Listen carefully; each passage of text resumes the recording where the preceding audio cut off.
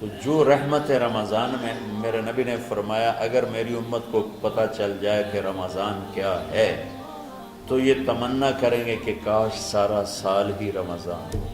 اچھا ایک صحابی آئے، یا رسول اللہ میں تو مارا گیا۔ آپ نے کہا کیا ہوا؟ کہا میرا روزہ تھا، میں بیوی کے پاس چلا گیا۔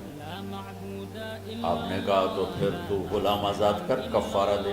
کہا جی میں تو خود غریب آدمی ہوں، غلام کہاں سے آزاد خریدنا پڑے؟ آپ نے فرمایا پھر آخری ہے کہ 60 روزے مسلسل رکھنے ہوتے ہیں جو کفارے کے ہوتے ہیں۔ وہ کہنے لگا ایک روزے چاہے کم کیتا ہے 60 روزے اچھا میں کی کریں۔ آپ نے کہا ادھر آ، یہ کھجوریں لے جا اور 60 گھروں میں تقسیم کر دے۔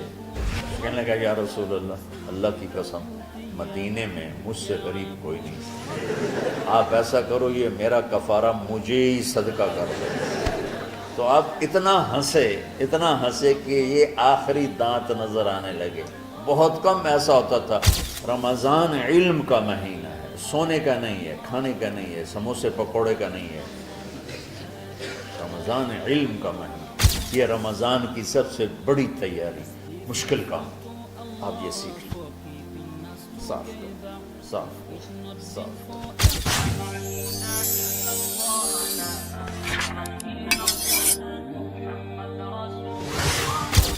سارے مہینوں کے نام عربوں نے رکھے، محرم، صفر، ربیع الاول، ربیع الثانی، جمادی الاولی، جمادی الثانی، رجب، شعبان، رمضان، شوال، ذوالقعدہ، ذوالحج۔ اس میں جو رمضان ہے یہ نام اللہ نے رکھا، باقی مہینوں کے نام تو رکھے عربوں نے۔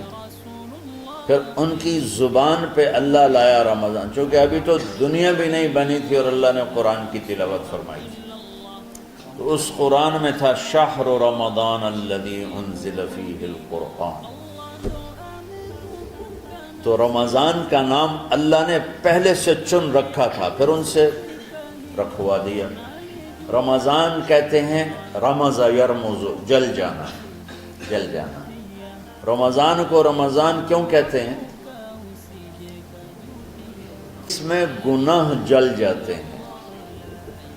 مسلمان پہلا روزہ رکھتا ہے اور اس کے گناہ اللہ جلانا شروع کرتا ہے، اس کی بھوک پیاس کی آگ میں گناہوں کو ڈالتا ہے، جلاتا ہے۔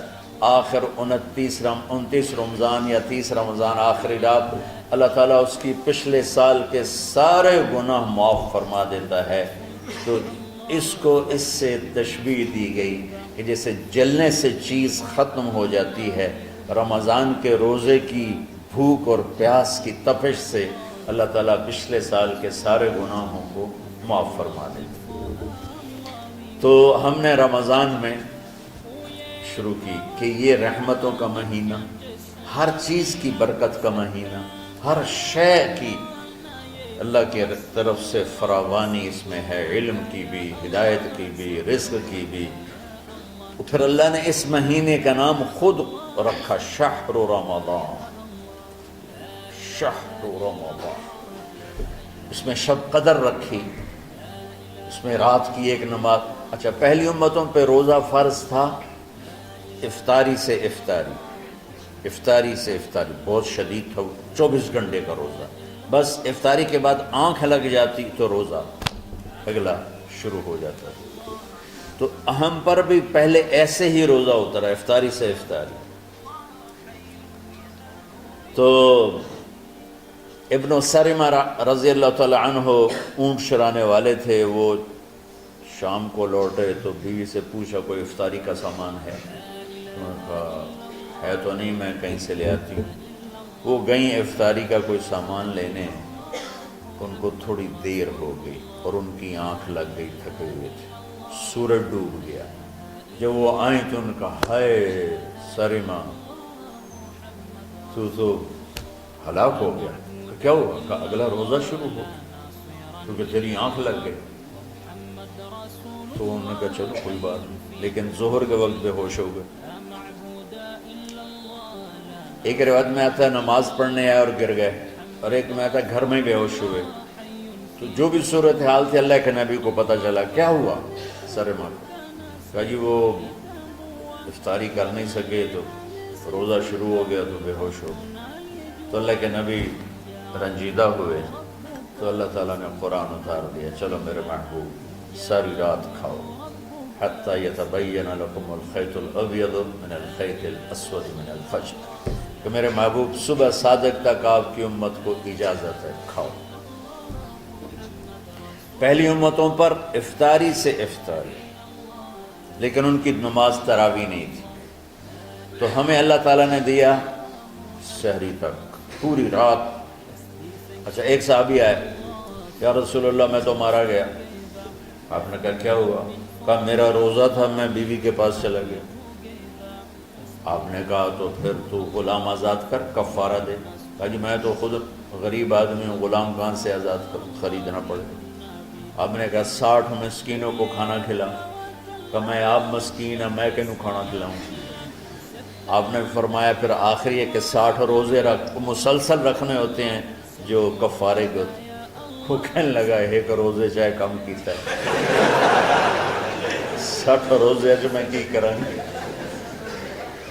تو آپ نے فرمایا اچھا ٹھیک ہے بیٹھ جاؤ، بیٹھ گئے۔ تھوڑی دیر ہوئی تو ایک انصاری صحابی کھجوروں کا ٹوکرا لے کر آیا کہ یا رسول اللہ یہ صدقے کی کھجوریں تقسیم فرما دیں۔ تو آپ نے فرمایا بھائی وہ کدھر ہو؟ کہا جی بیٹھا ہوں۔ آپ نے کہا ادھر آ، یہ کھجوریں لے جا اور 60 گھروں میں تقسیم کر دے۔ سبحان اللہ، اللہ نے اس امت کو لاڈ لڈائے ہیں، یہ اللہ کی لاڈلی امت۔ عجیب واقعہ یہ، کہنے لگا یا رسول اللہ، اللہ کی قسم مدینے میں مجھ سے غریب کوئی نہیں، آپ ایسا کرو یہ میرا کفارہ مجھے ہی صدقہ کر دو۔ تو آپ اتنا ہنسے کہ یہ آخری دانت نظر آنے لگے۔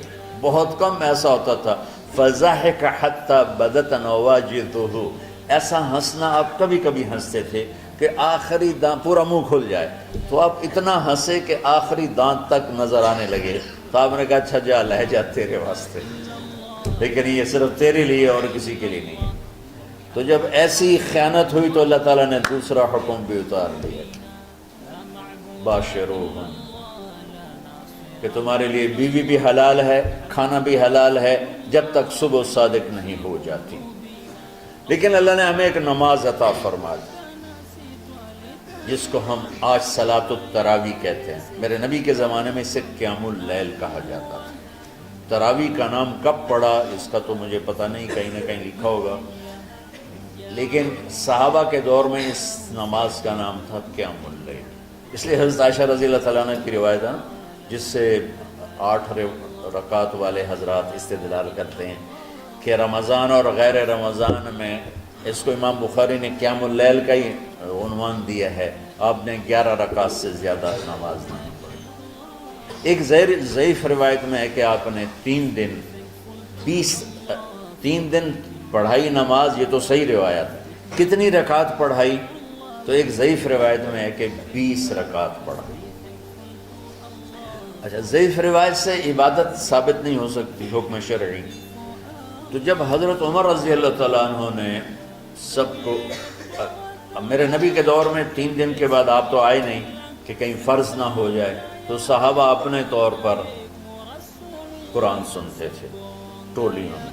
صدیقی دور میں 2 سال وہ فتنوں میں گزرا، تو اس میں بھی اسی طرح چلا کہ ٹولیوں میں ہوتی۔ حضرت عمر رضی اللہ عنہ کے زمانے میں حکومت مضبوط ہو گئی، طاقتور ہو گئے، تو ابتدائی سالوں میں نہیں، چند سالوں کے بعد اب مسجد میں تشریف لائے تو لوگ اس طرح کوئی 4 ادھر 4 ادھر 5 ادھر 10 ادھر 20 ادھر، کہنے لگے ان کو ایک امام پہ جمع کر دیا جائے تو کتنا اچھا ہوگا۔ تو آپ نے سب کو اکٹھا کیا اور ابی بن کعب رضی اللہ تعالیٰ عنہ کو امام بنایا اور سب کو ایک نماز پہ جمع کر کے 20 رکعت کا حکم عطا فرمایا۔ تو حضرت عمر کا یہ عمل اس حدیث کو مضبوط کر دیتا ہے کہ جو کہ میرے نبی نے کہا علیکم بسنتی و سنت الخلفاء الراشدین من بعدی، کہ میری اور میرے خلفاء راشدین کی سنت پر مضبوطی سے عمل کرنا۔ تو حضرت عمر کا جو 20 رکعت طے کرنا ہے، اگر ان کا اپنا اجتہاد ہے تو بھی ہمارے لیے عمل کے لیے کافی ہے، اور اگر ان کو یہ یاد ہے کہ میرے نبی نے 20 پڑھی تھیں تو اور زیادہ اچھی بات ہے۔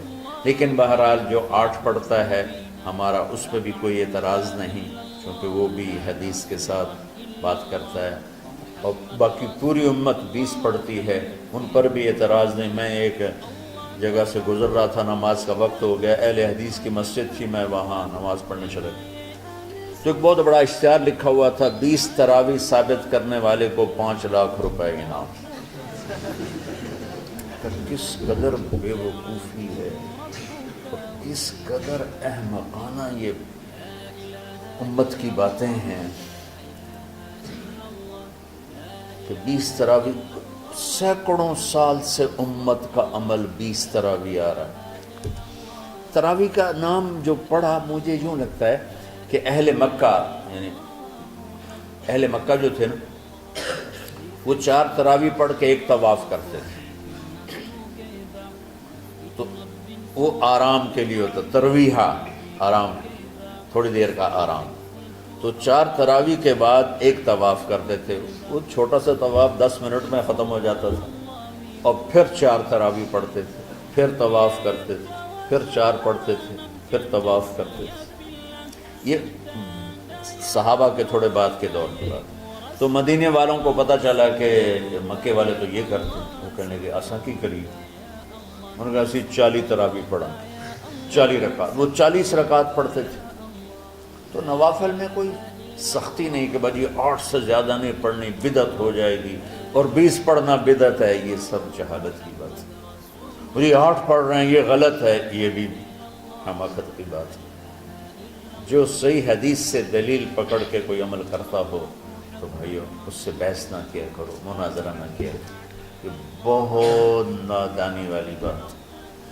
آج کل جو یہ ہمارے افطاری کے اوقات ہیں نا، یہ سورج ڈوبنے کے بھی 2-2.5 منٹ بعد کے ہیں کہ احتیاطاً، ٹھیک ہے چلو احتیاط کر لو کوئی مسئلہ نہیں، لیکن اصل ہے ادھر چونکہ اب سورج ہمیں نظر ہی نہیں آتا ہے، اس طرح ہم گھرے ہوئے ہیں شہروں میں، دیہاتوں میں بھی اب اس طرح کا ماحول ہے کہ وہ نظر نہیں آتا ہے، تو بہتر کہ ادھر سورج غائب ہو ادھر لقمہ منہ میں جائے، لیکن یہ تب ہے جب آپ نظر آ رہا ہو۔ اب جب آپ یہاں بیٹھے ہو حسنین میں تو یہاں تو کوئی سورج نظر نہیں آئے گا، یہاں تو مینار ہی نظر آئے گا، تو لہٰذا احتیاط ٹھیک۔ ہمارے اہل حدیث بھائی وہ 2 منٹ پہلے ہم سے افطار کرتے ہیں، وہ بڑی اچھی بات ہے کہ سورج کے غروب ہونے کا جو اصل وقت ہے اس کے ساتھ ہی افطار کرنا۔ اور سحری میں ایک واقعہ سناتا ہوں، آپ سحری کھا رہے تھے، بکرے کی سری پکی ہوئی تھی، تو مولا علی رضی اللہ تعالیٰ عنہ اور رباز بن ساریہ رضی اللہ تعالیٰ عنہ آپ کے ساتھ کھانا کھا رہے تھے، تو حضرت بلال ہے، یا رسول اللہ وقت ختم ہو گیا ہے، میں اذان دینے جا رہا ہوں، آپ برائے مہربانی کھانا پینا بند کریں، اور یہ کہہ کر چلے گئے۔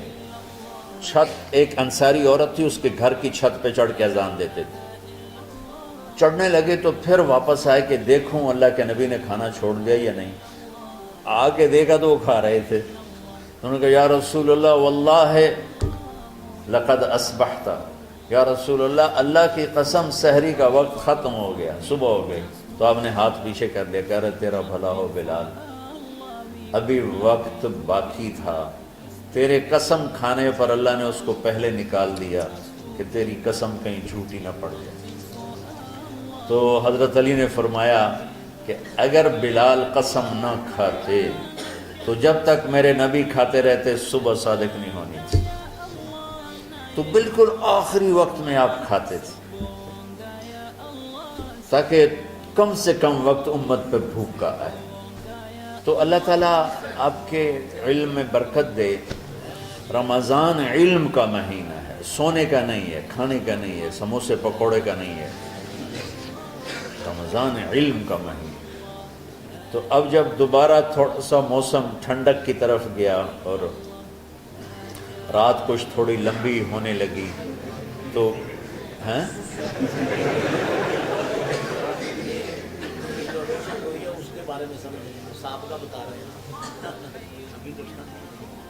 نہیں مئی میں روزے آ رہے ہیں نا، گرمی تو ہے لیکن وہ جون والے روزے تو نہیں ہیں نا، جون کے روزے۔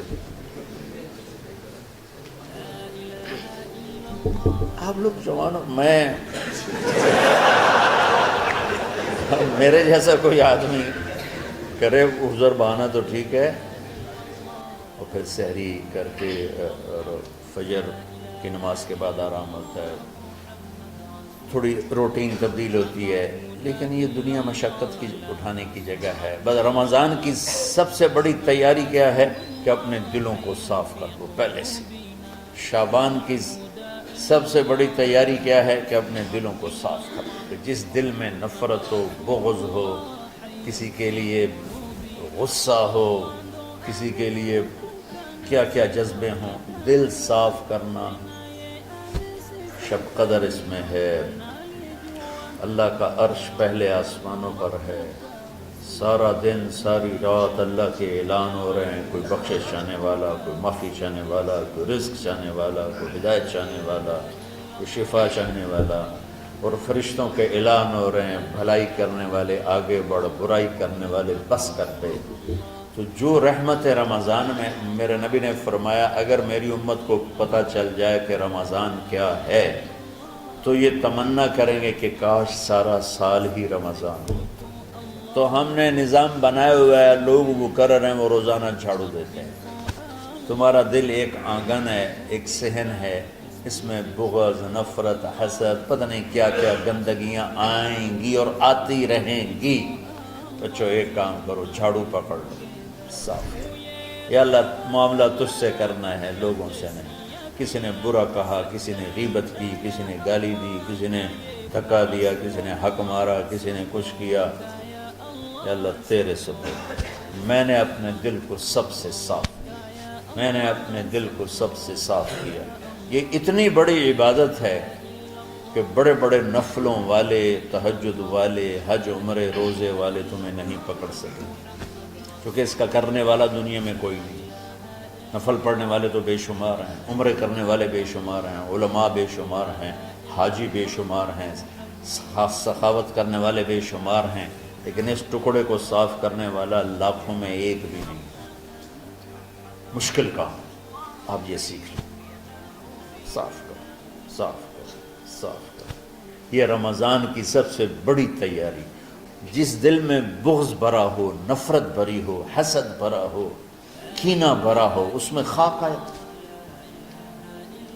اس میں تو علم کی ایک کرن بھی نہیں آئے، اس زبان سے چاہے جتنے مرضی موتی بکھیرے، دل اس کا اندھا ہوگا۔